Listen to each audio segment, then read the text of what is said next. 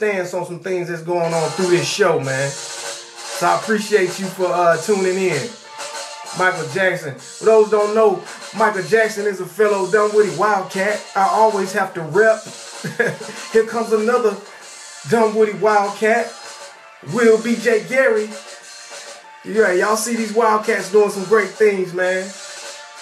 Yeah, I like to say that, you know, nothing but gold comes out of that Vermac Road. All the Dunwoody Wildcats know what I'm talking about. Yeah. All right, y'all. With no further ado, let's go ahead and get into what's going on today. All right. Here we go. What up? What up, BJ? What up, Will? Man, your name, it always confuses me because I'm looking at it. I don't know whether to say Will or BJ. But you know what? I'm just going to say either one I want to, if that's all right. Yeah. All right, y'all. Here we go. Here we go. Let's see what's going on. All right. This week, y'all know what we about to talk about. Rather, this weekend, Will is cool. Yeah, I see. This weekend, we found out that President Trump executed another 13th executive order. Yes, I said 13. Been in office for a week. 13 executive orders executed. So like I said in some of my Facebook posts, the president is not a lazy man. He's been cranking these things out, these orders. But for real, man, what's been real controversial, y'all know what I'm about to say. The banning of 7 countries, citizens from 7 countries from coming into the United States. What are those 7 countries? They're Iraq, Syria, Iran, Libya, Somalia, Sudan, and Yemen. So before we even go into it, for those who have been living under a rock, this actual order that he composed, the title of it is Protecting the Nation from Foreign Terrorist Entry into the United States. So just some of the few things that were addressed, that were the foot stompers or the highlights, if you will. The order banned citizens of Iraq, Syria, Iran, Libya, Somalia, Sudan, and Yemen from entering the USA for at least the next 3 months. So I guess it's a trial basis, if you will. We're trying this thing out. What's up, Jason Hill? Hey, man, we're just talking about this ban that occurred. Also, not only did he ban these citizens from these 7 countries from coming in for the next 3 months, this totals around 134 million people who cannot enter the country, and further countries could be added to the list. So there could be more countries that are going to be banned from coming into the USA. So you know what? This totals around 134 million people. Oh, I just said that. But let me go to my next point. Also, the U.S. refugee program has also been suspended, with none being admitted for the next 4 months. So not only do we have citizens from other countries. All right, I'm gonna get to your question, Michael Jackson. Let me just get to my intro real quick. So yeah, so not only we have 3 months of of citizens from these 7 countries not being able to come into the U.S., we also have a suspension for the U.S. refugee program for the next 4 months. So pretty much those citizens that were trying to escape from hazardous conditions in their country, they not coming here because of what was just signed by the executive order. So I've told you pretty much, for most of y'all have already heard this information, but I've set up the issue, if you will. Let's go into some questions. And you know what? Before we go into that, as the music has stopped, I want to remind you of the call-in number. That's going to be 712-770-4098. The access code is 318-342. Yeah. So let's go. And you know, Will, you know how we do, Will. Go ahead and call in if you can. What's going on, Crystal McKnight? Another Dunwoody Wildcat. Shout out to you. Michael Jackson, his question is, do you think his ban has anything to do with trying to stop ISIS. Well, Michael, you know what? I believe that there's a little, or I will say significant portion of that executive order. I think it is aimed at stopping ISIS. Now, I'll go ahead and get into something that I'm really concerned about is when we talk about ISIS and where they originate from, or more importantly, where these terroristic perpetrators have been hailing from, I don't see countries like Saudi Arabia on this ban. I don't see countries like Afghanistan or Pakistan on this ban. Because if we really think about it, when we talk about the Fort Lauderdale airport shooting, that guy, he was from the USA. He had Puerto Rican descent. When we talk about the Orlando nightclub attack, the perpetrator was from Afghanistan Afghani descent. The San Bernardino, California attack, the perpetrator was from Pakistan and his fiance was from Pakistan by way of Saudi Arabia. So when we really think about all the terroristic attacks that go on in this country, I don't see where the majority of those occurrences are traced back to Iraq, Syria, Iran, Libya, Somalia, Sudan, and Yemen. I'm not saying that, some of them aren't, but I'm just saying like most, if we look at a list of the terroristic attacks that have occurred in our country, most of those origins, like for the people where they come from, we're not banning that. Michael Jackson, money is the reason why those countries, Trump need them for something. Well, in terms of Saudi Arabia and Afghanistan and Pakistan, I think there has clearly been evidence shown that there's a reason why we're in Afghanistan, why we were in Afghanistan, why we have continued to foster Saudi Arabia relationships. So yeah, and again, this is a temporary ban. It's only going to occur for 3 months, if you will. Oil could be the reason. Yes, I don't sit in the Oval Office. I don't know the exact reason, but yes, that could be a reason why we have chose to exclude certain countries that have a high Muslim religion-based population, why we have excluded them from this ban. So yeah, that could be a reason why. And while we're doing this right now, I want to go to the line because I think I may have a caller. I think it may be Will. 1 second, y'all. Let me see here. Where is my phone? Let's go. Will, you there, man? Yeah, man. What's going on, bruh? Oh, man, it's all good. This is actually refreshing to call in and speak about some of this stuff, man. It seems as if people have lost their damn minds out here on Facebook. Well, before you go into that, man, let me do a recap. First of all, I want to tell you, I think you saw Michael Jackson on the line. I don't know if you saw that.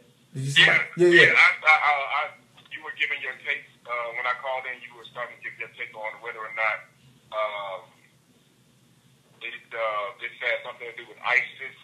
Yeah, so his question, just because I like to address the questions. His first question was, do you think his ban has anything to do with trying to stop ISIS? He also mentioned that money is the reason why those countries are excluded from the ban. Does Trump need them for something? Is it oil? So yeah, Michael Jackson is fostering maybe reasons of why this thing occurred. So I just wanted to bring you, just for your situational awareness, that's where we're at right now. Yeah. Oh, well, he brings up a good point because that was part of my concern also. Because so here's the thing: this immigration ban, when you actually read it, it's in the form of an executive order, which is obvious a lot of people didn't. Now, I don't want to throw anybody, under the bus, but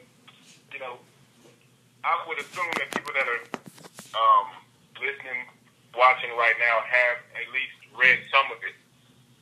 So they know exactly what it says and exactly, at least for me, where I'm coming from when I give a take on it. So, right. As far as countries, does this have something to do with stopping people coming in from countries where pretty much ISIS has or they're mired in some sort of Islamic conflict, more than likely with ISIS? I say yes, it does. But there are levels to it, as with everything. So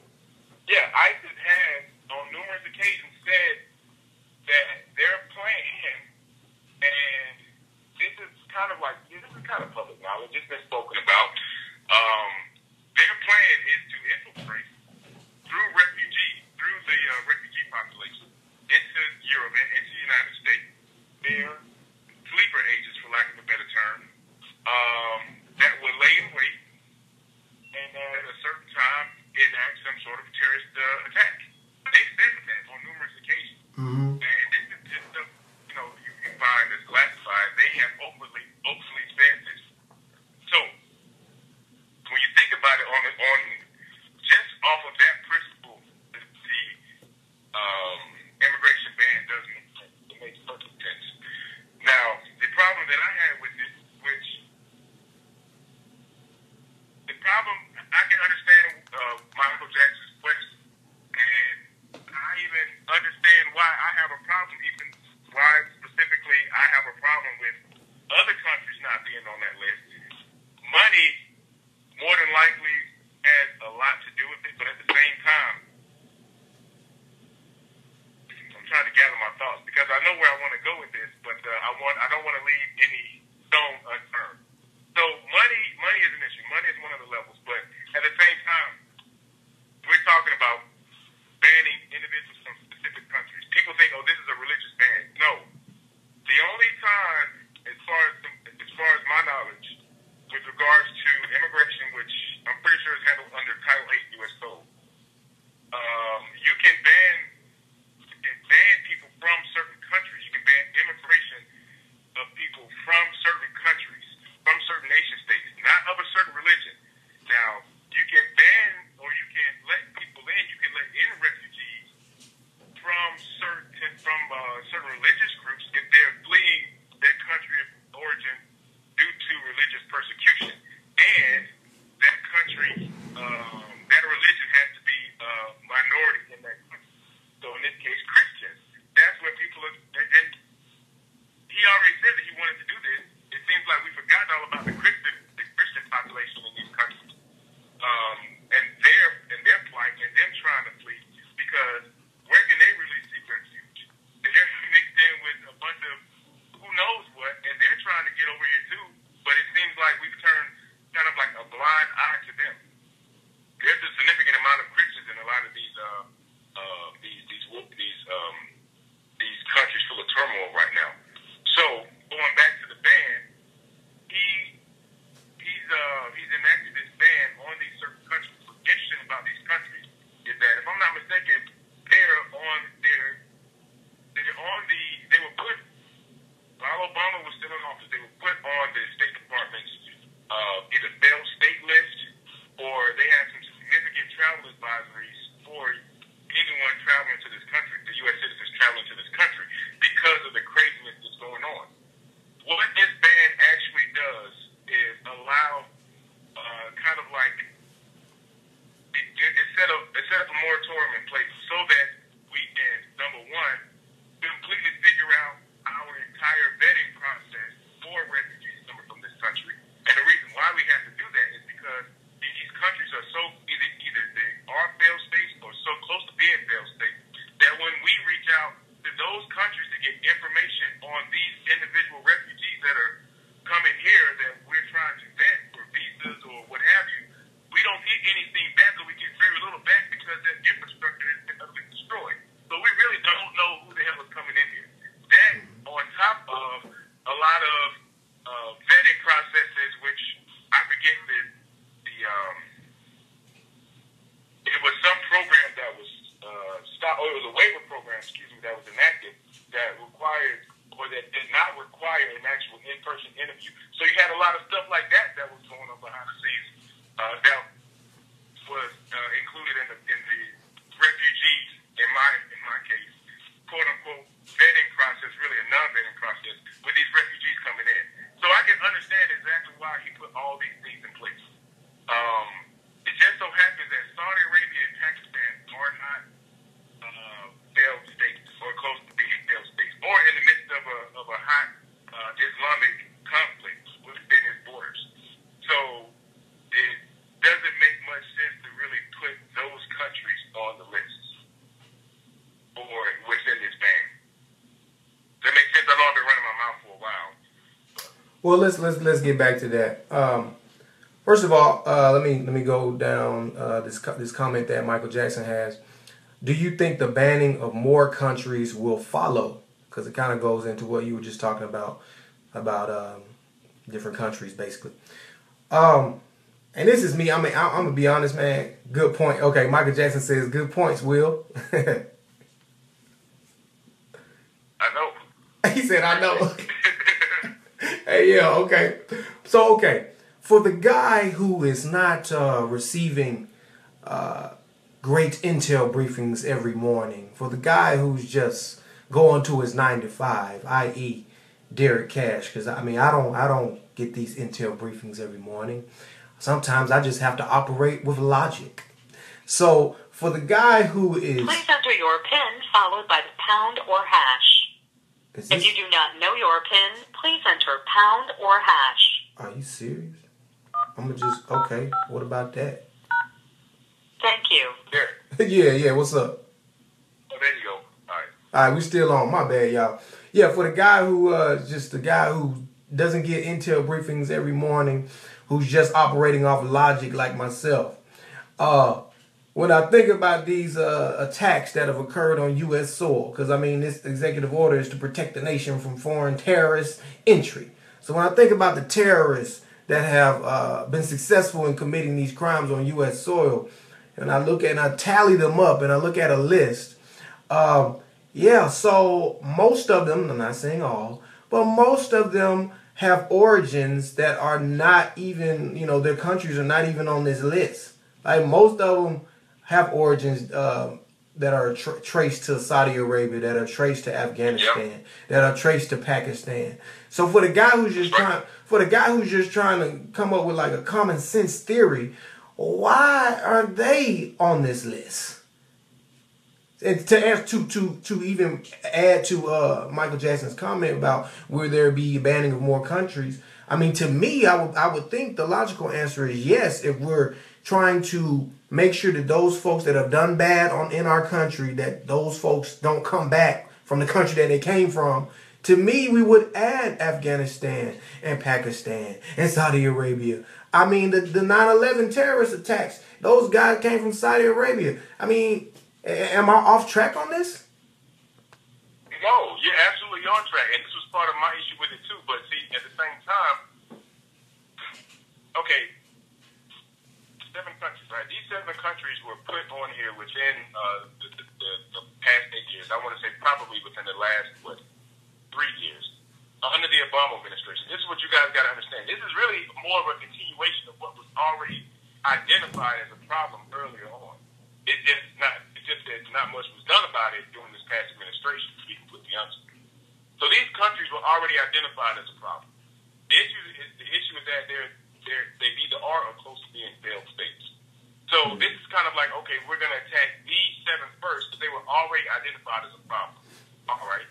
And we're going to not only evaluate how we're doing our vetting process with regards to refugees coming from these countries that are mired in the Islamic conflict, but anyone coming into the country that could have the intent of doing some sort of harm to the U.S. people, i.e. in the form of a terrorist attack or so on and so forth. So it's my opinion that there's a good chance other countries could be added onto it, or the vetting process might just really get honed and sharpened to the point where none of these countries are actually on a ban, but we have a really serious and vigorous vetting process to prevent these things from happening, to prevent a potential terrorist attack from happening. What's interesting also is that when you bring up the number of people that were involved in terrorist attacks and their countries of origin, you're absolutely right. And those countries should still be at the top of our list of concerns with regards to terrorism. But see, here's the issue that a lot of people aren't comfortable with, because this goes into my realm and what I deal with, which is classified information. You guys aren't going to know about the things that were stopped from happening. You get what I'm saying? Absolutely. Because it's not going to be out there for public consumption. I just put out an analogy. I think it was kind of, I just threw it together real quick, but it's kind of like, okay, you look at a robbery that took place in this neighborhood, and people will say, well, we don't actually have a problem with robberies in this neighborhood. We've only had one robbery, say, like in the past 6 months. Yeah, but at the same time, you don't know that the police has like some sort of robbery task force that's been stopping the robbery before they happen. like literally, they catch them before they get ready to take off and go hit a specific house or whatever, to go, rob a specific house or whatever, because they got a confidential informant that's feeding them information. And so they're able to stop these robberies before it happens. That's the information that you're not going to see. That's the information that I have access to.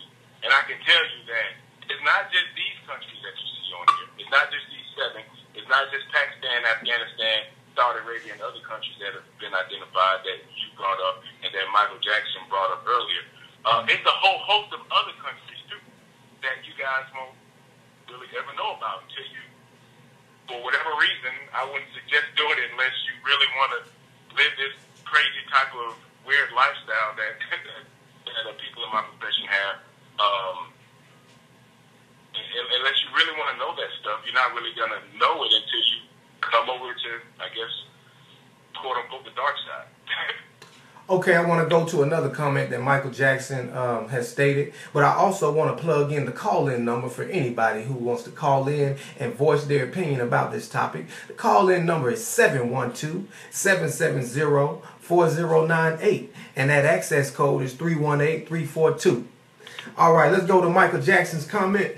He says maybe he is talking with the prime ministers of those countries to see how a ban would hurt businesses or trades that the U.S. deal with Saudi or Afghan. So if I can interpret your comment correctly, I think you're talking about the countries that were not listed on this ban initially, like Saudi Arabia, like Pakistan, like Afghanistan. Maybe Trump has been talking to the leadership over there and has discerned that there may be business and trade initiatives that could be hurtful for my country, so that's why he has not done that. And you know what? Maybe, yeah, Michael Jackson just said correct. Yeah, hey, we can't throw that out of a possibility. That might be a possibility. I do have and that's why we got this think tank going right here to talk. None of us at the Oval Office, none of us know what's going on in his mind, so we can talk about these issues and come up with rationale and reasons of why these things occur. That's fruitful for us. I do want to pose this question to everybody who's on the line right now. Will definitely mentioned that this is not a religion ban. This is not a religion ban. So this is not a ban on Muslims. This is a ban, basically protecting us to make sure that terrorists don't get into this country, regardless of what religion they are. Well, although it may not be a flat-out strict religion ban, does anybody believe that religion is a motivating factor, a major motivating factor in this ban? Anybody? That's an interesting question, man. And I'm just going to give it to you from my perspective. That's a great area, because here's the thing, man. You can't deny that, yes, you got people that are on the fringes of Islam and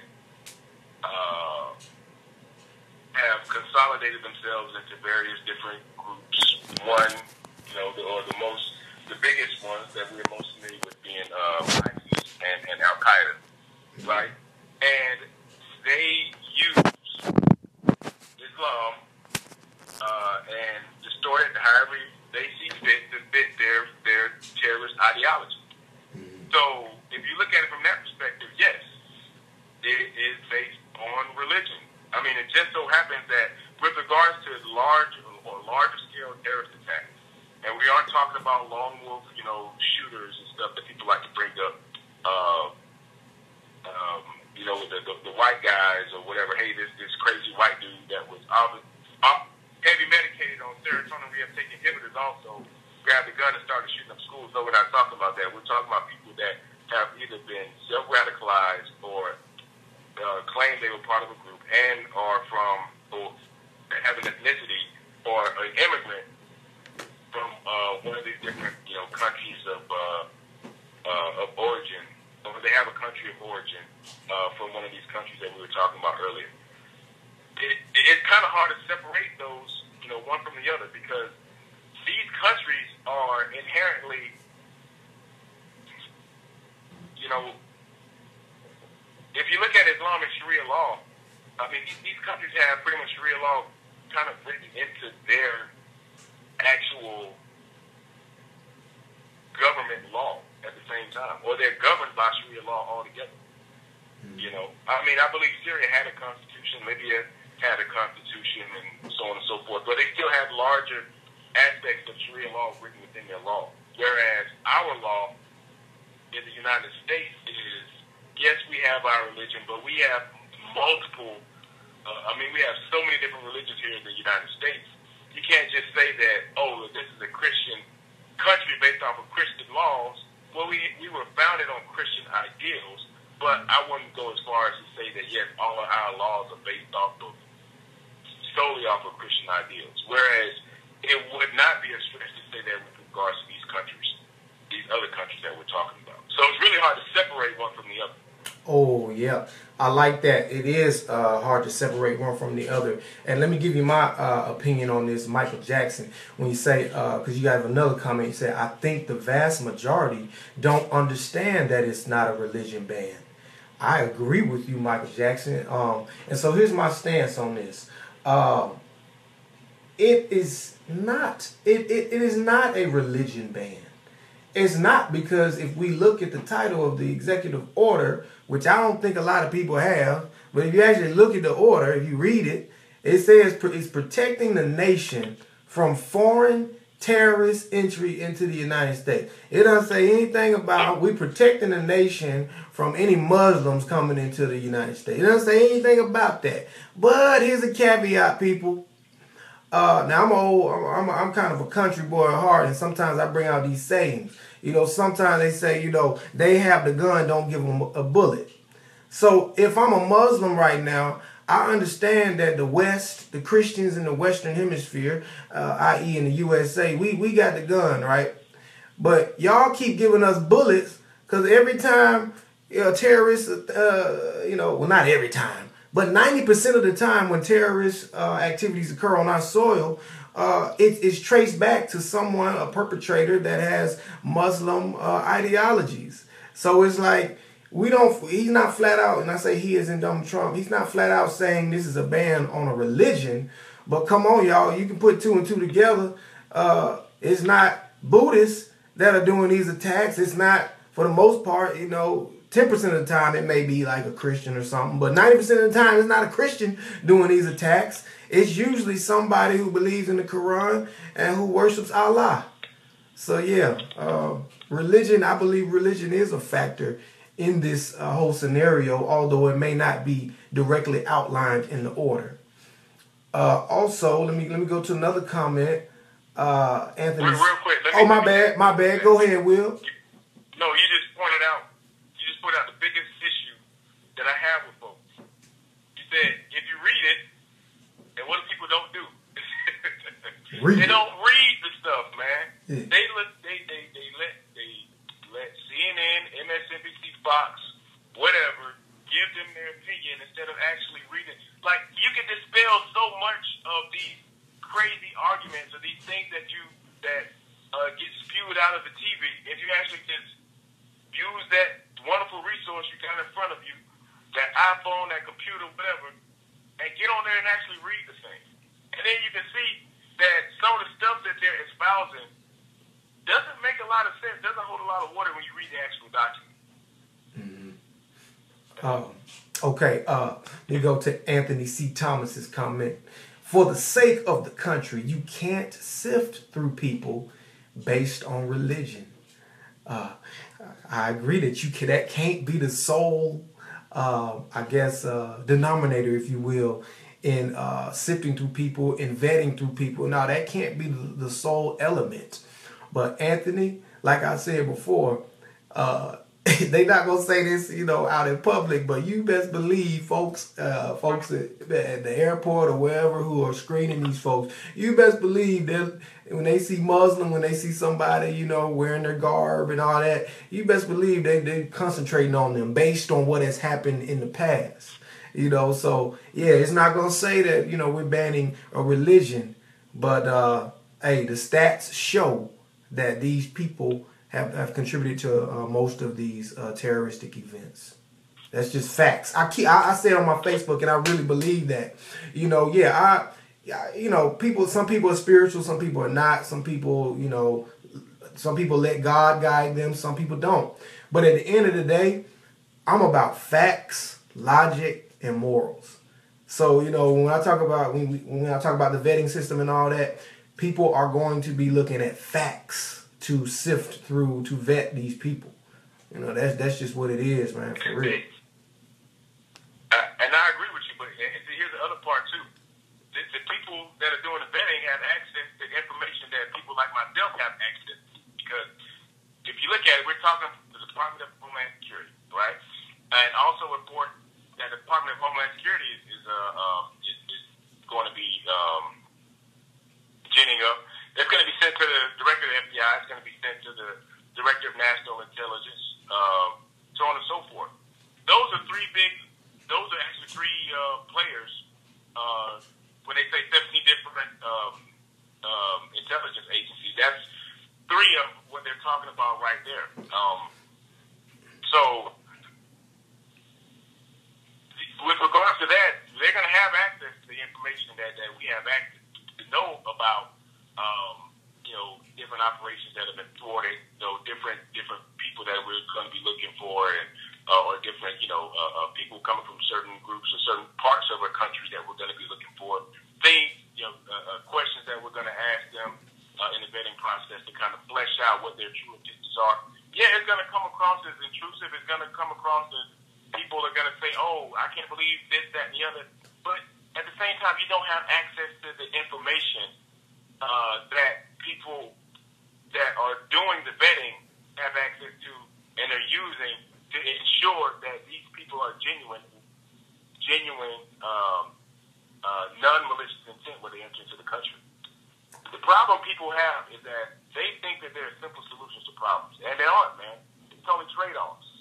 There are no simple solutions to especially, multifaceted problems. You're gonna have to have some trade-offs somewhere. That's what I said in a couple of my posts, man. Trump, how can I say this? Trump is strategically executing, I guess his plan. When we think about, the president and what's his or her number one job, folks can always agree that it is to keep America safe, right? Before economical things, before health and all this other education, keep America safe. And so like you alluded to, Will, that's not an easy task. It's not. And so I don't want to try to get into his mind, but I can kind of see him pondering, okay, y'all want me to keep you safe. Every time something occurs, it's like, oh, it's another tragedy. We should be doing something. Somebody should be doing something. He's basically saying, well, okay, I'm doing something. Now, look, me as a regular citizen, am I saying this is the best thing to do? Am I saying this is the worst thing to do? I'm going to be honest, y'all. It's too early to tell if I can give this a bad rating or a good rating. It's too early to tell. I do have something that I want to say, and I want to get you all's opinion on this. Oh, okay, I'll do that last. But as far as economical or other consequences that can result from this banning, I mean, for those who don't think this is a good ban, what are those popular things? I know some of you all on the line don't think that this is a good ban, or some of you all who do think it's a good ban. What do you think those opposers, what are their number one things that they're mentioning right now? Because it's important for us to kind of ponder about that. Anybody? I'll step up and give one right now. Oh, go ahead.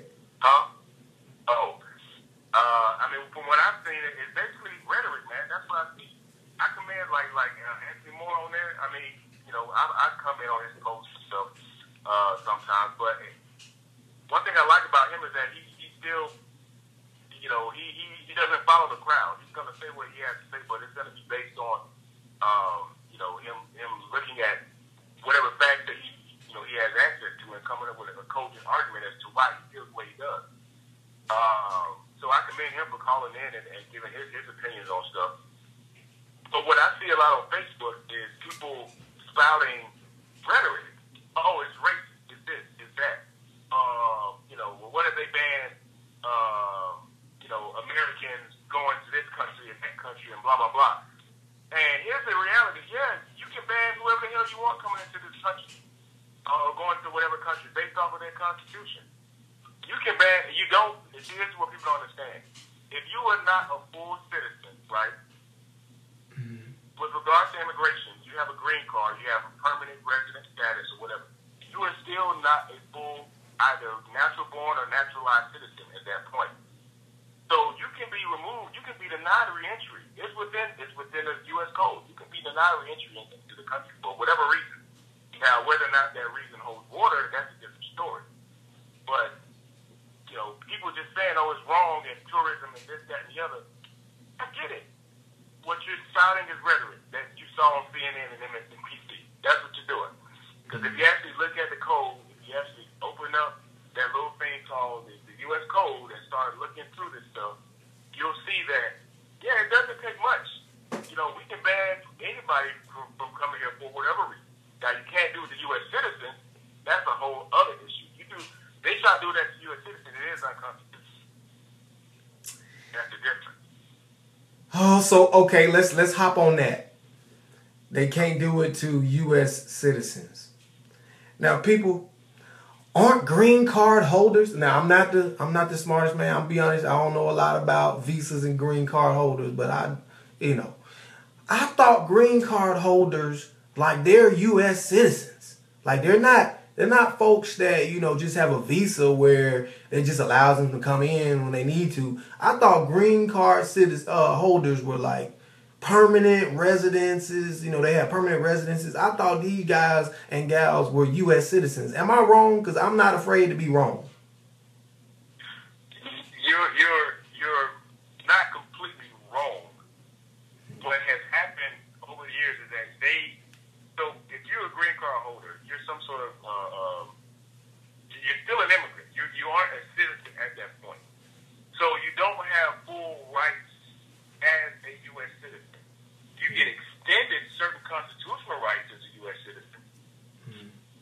But you still aren't technically a full U.S. citizen. And I can even go as far as with regards to the regulations that govern what I do, the federal statutes and regulations that governs my line of work. If you're under investigation, right, say you're a terrorist, and you're under investigation, well, typically speaking,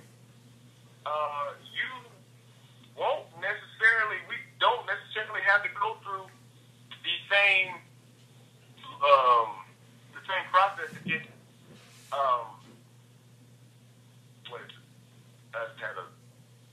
I lost my train. Same protocol, or? Oh, the same protocols and get the same warrants and so on and so forth to do certain special investigative techniques on you. Now, it's a policy that we do, and in certain regulations it dictates that, and it changes up, whenever regulations are updated, where it says that if you are a green card holder or you're permanent alien resident or whatnot, then you don't have to. What we end up seeing is that if you're here in the U.S., then you're automatically, by extension of the fact that you're in the U.S., until it's proven otherwise, given pretty much due process. So if we were to do something, about that. So if we were to do something, then we would have to follow the same protocol that we would for any other American citizen, even if technically we didn't, because you're not a U.S. citizen. But now abroad is a different story. Abroad, we follow the same protocol if someone that's a U.S. citizen is under investigation.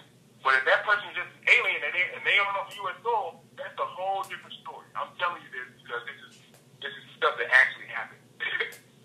So if you look at every evidence, all of the pieces of evidence that's not just anecdotal, but things that that you can actually back up if you start digging into some of this stuff, I would say no. My conclusion is no. anyone that holds a green card is not actually a full, either naturalized or natural-born U.S. citizen, or at least obviously naturalized U.S. citizen would be more along the lines of what they would become. Okay, I want to read a couple of comments, then I want to go to a stance or a thought that I really am passionate about, that I really believe regarding this situation. And Michael Jackson and Anthony Thomas, if y'all are on the line, appreciate you still being on the line. For anybody else that wants to call, you can call 712-770-4098, and the access code is 318342. So Michael Jackson, one of his comments was, this ban is based on facts, not religion.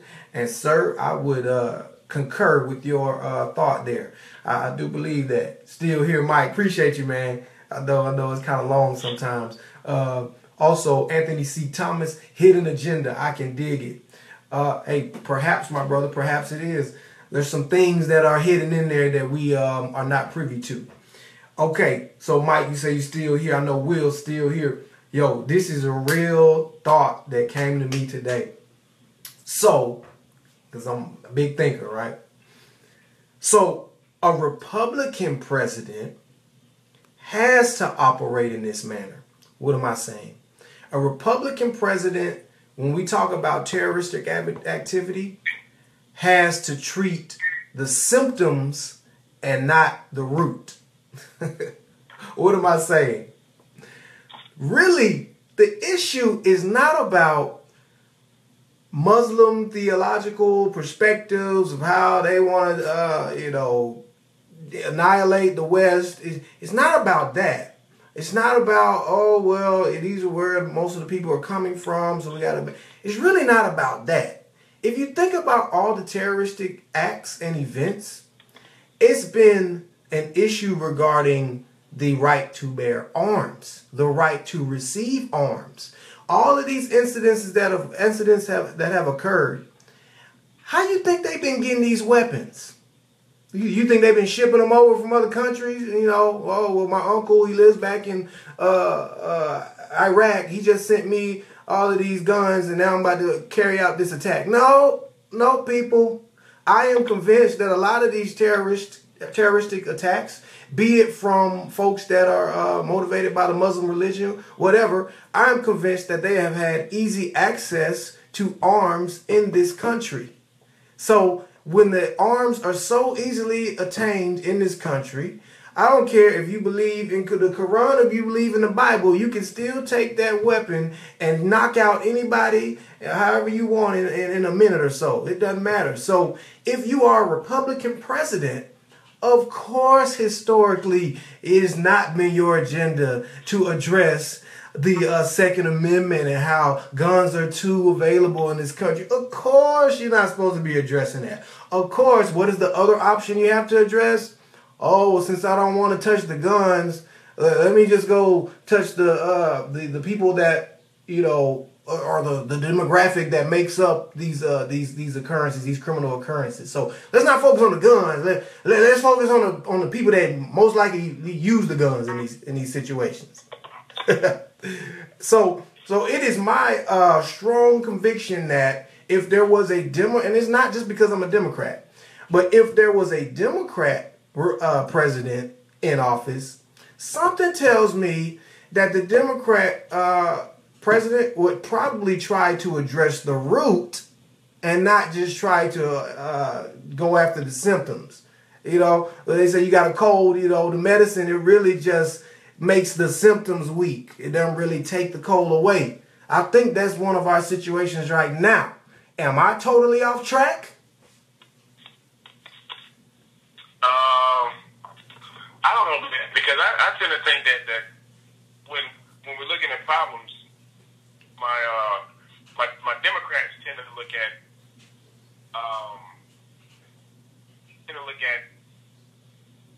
the not necessarily the root causes, but look at like the what was actually man, I just lost. Yo, Will, let's keep it simple though. Let's throw out Democrats, let's throw out Republicans. Is there a stronger need to address the root, which is the mass availability of firearms and semi-automatic weapons? Is there a greater need to address that than just addressing a profile, if you will, coming into this country? But see, I would say no, and the reason why I say that is because it comes back to what we said earlier, and I think you said it in your post before too. It's a trade-off. It's a trade-off. Look, okay, we addressed that, and then what is that? What does that lead to later on down the line? Infringing on people's Second Amendment rights. Well, I know there are enough people that don't want that to happen because it's typically a very unpopular issue, with regardless of if it's left or right. But we're supposed to be. In the United States don't want to give up the guns. But we're supposed to be keeping ourselves safe, right? Yeah. and a proliferation of guns does not keep you safe, my brother. Say again? Easy access to all of these weapons, that does not produce a safe environment. It doesn't produce a safe environment, but it allows you the opportunity to be able to defend yourself and your family still. Yes.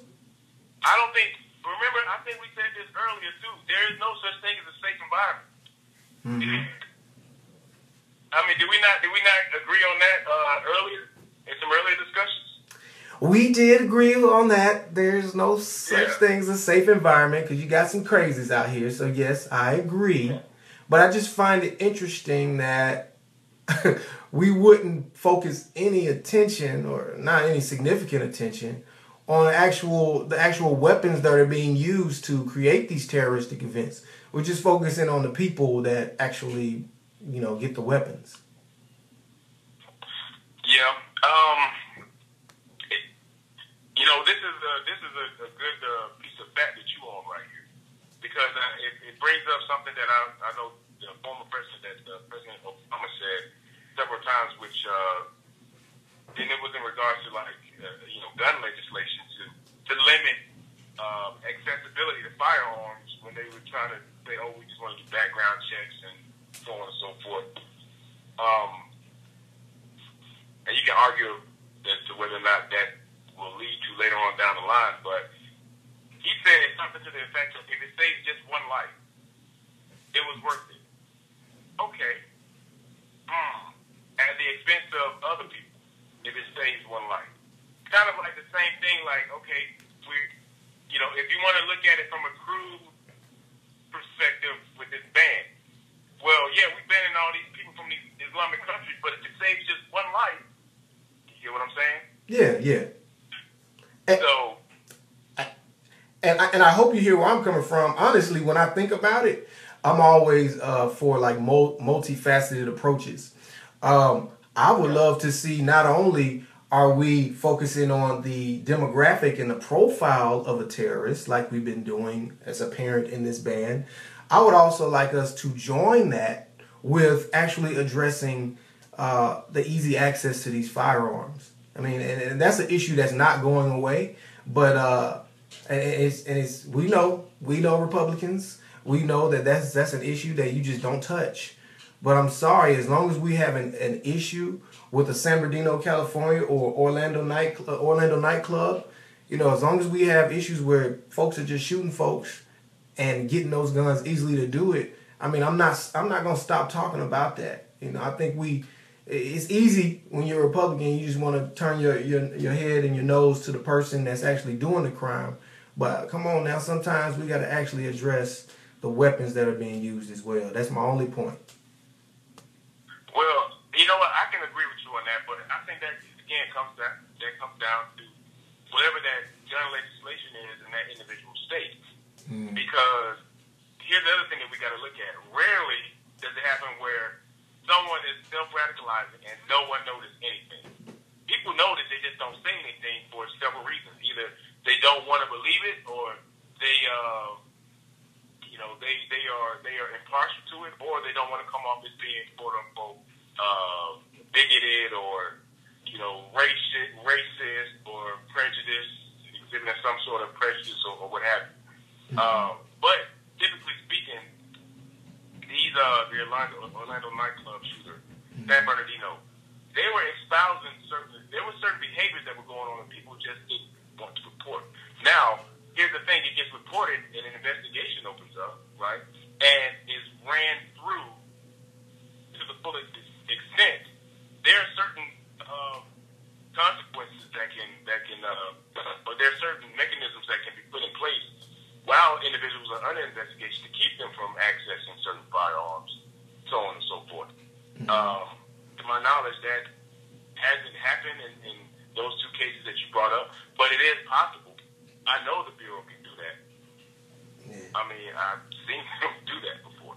Yeah. So, you know, it's interesting how stuff like that isn't really. I'm glad you brought up that angle to this problem. Yeah. But it's interesting how people kind of neglect to see it from that standpoint too. That access to firearms is a problem. It is, but in my opinion, it's a necessary evil. And I think a lot of people would argue that it's a necessary evil. But at the same time, you can prevent these people with having access to firearms. But at the same time, people that are around these people got to speak up so that these people can be put under some stringent scrutiny, some intense scrutiny, so that those mechanisms can be put in place to keep them from buying firearms at the same time. And I mean, I said that the FBI can do it, but I'm talking about also at the state level. That's typically where it comes in. Is at the state level. I would rather see it being done there before the FBI does their thing and pretty much keeps them from being able to purchase any weapon anywhere. I like to keep it as localized as possible. That's my own personal perspective. I understand where you're coming from.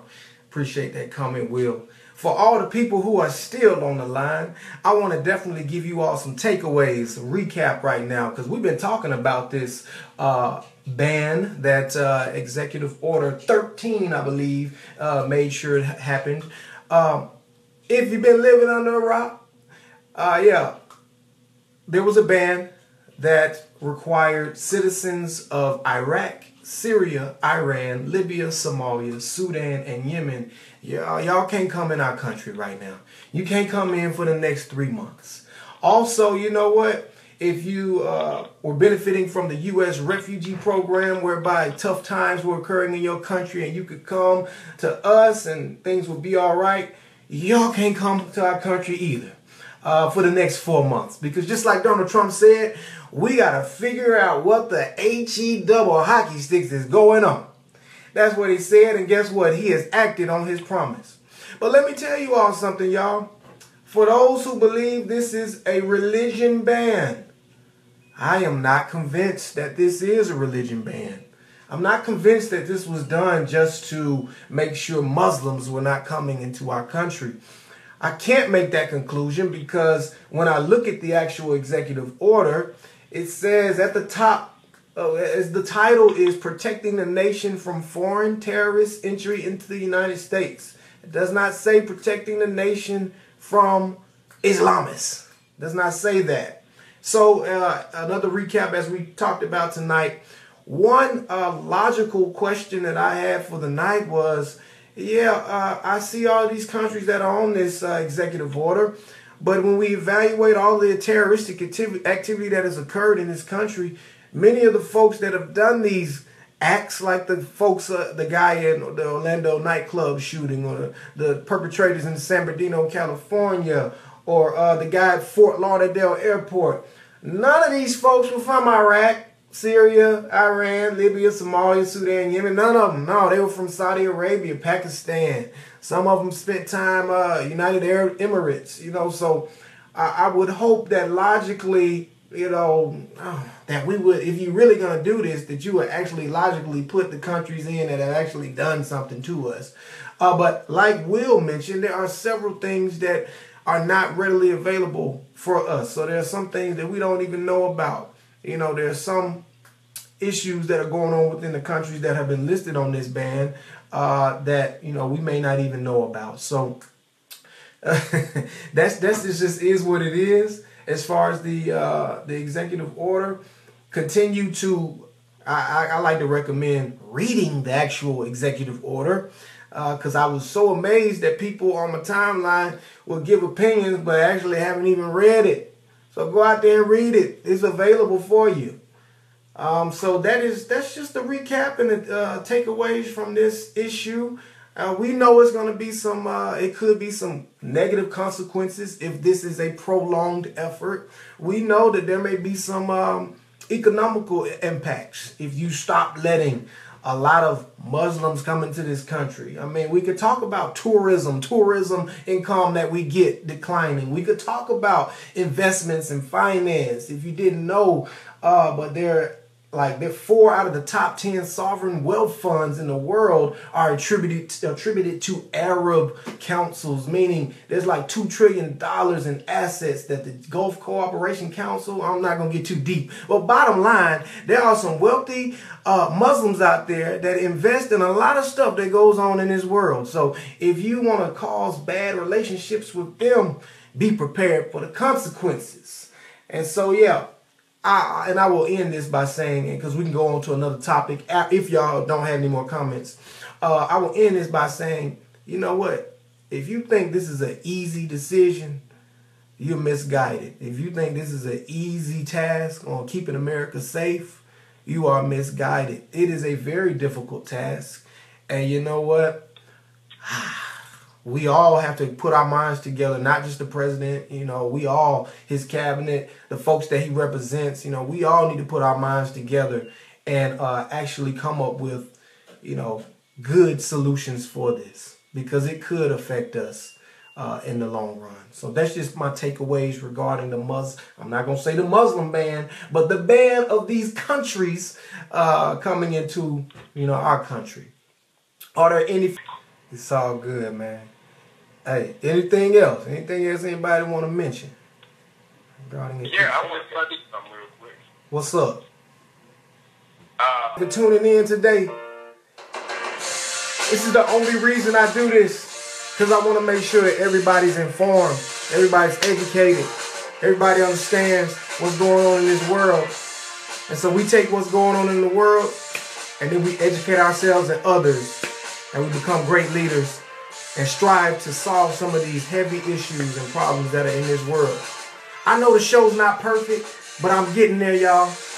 I know I tried a different lighting this time, and it probably didn't work, but I'm getting there, y'all. I tell you, man, we're going to do a good job with this production, this broadcast.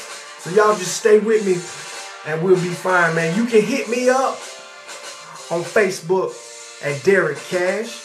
You can also hit me up on Instagram at Derrick Anthony Cash, DerrickAnthonyCash. And you can also hit me up on Twitter at Derrick A. Cash. So that's the show, you all. As always, stay motivated, stay positive, stay blessed, and most importantly, stay informed. Till the next time we meet, be great on purpose. Peace.